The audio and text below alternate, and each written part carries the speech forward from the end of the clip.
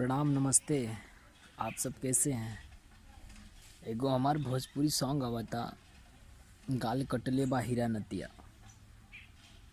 हम चाहतनी कि रउआ सभे चैनल के सब्सक्राइब करी और गाना के शेयर करी और अपना लोग में सुनी।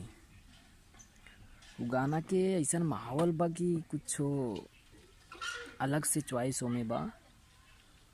अलग से का चॉइस बा कि हमके पता लागता कि यहू पे विरोधे हुई। और हाँ, विरोध के और ना अलग लोग के अपने ही लोग करेला। अपने लोग विरोध करेला, अपने लोग फिर ओकरा के देखेला। और ई गाना आप सबके बीच में 3 से 4 तारीख में रिलीज हो जाई। अभी वीडियो शूट बाकी बा और कहे के बा कि हाँ, कोनो भी कलाकार के बढ़ाइला पे आप लोग छोट कलाकार के बढ़ावे नहीं। ओकरा खातिर दिल से थैंक यू बा। और शेयर करी गाना, काहे से कि रिकॉर्डिंग भइला तबे से एकर प्रॉब्लम खड़ा हो रहा बा कि गाना रिलीज ना होके, अश्लीलता बा एमे। तो हम कुछो ना कहतनी। एगो रितेश पांडे जी के गाना है यादव जी के चौकी टूट गईल, तो ओकरा पे लोगन विरोध ना कैलन। अब हमार गाना आवता गाल कटले बा हीरा नतिया, ए पे विरोध कैला के का जरूरत बा। कोनो खास उमे ना बा। उनकर गाना रहे कमर हिला के नचबू त नचलू ये जान, यादव जी के चौकी टूट गईल। हमार बस इतने बा, गाल कटले बा हीरा नतिया। बस अश्लीलता यही में बा। हम चाहते नहीं कि एकरा के बजाएं लोग।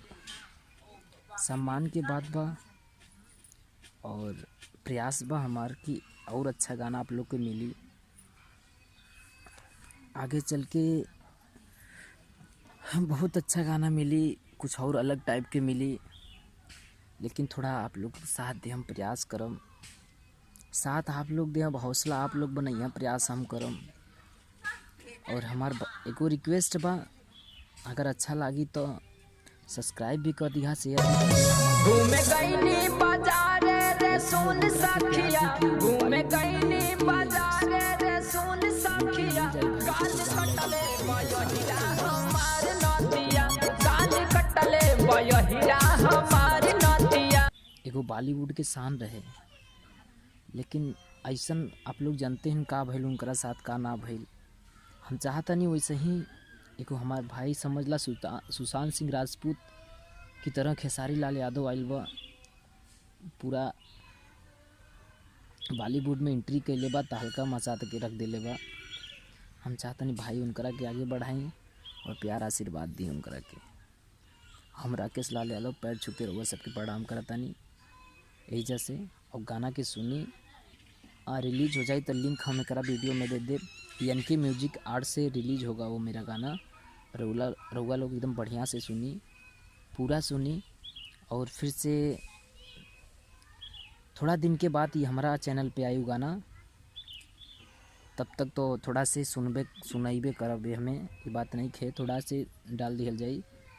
और आप सब मस्त है ना। Love you, thanks. चैनल को सब्सक्राइब ज़रूर करिएगा। हम राकेश लाल यादव, आपके लड़का, आपके बेटा, पैर छू के प्रणाम बा। चैनल के सब्सक्राइब करी और शेयर करी, दबा के शेयर करी, नाम बढ़ाई।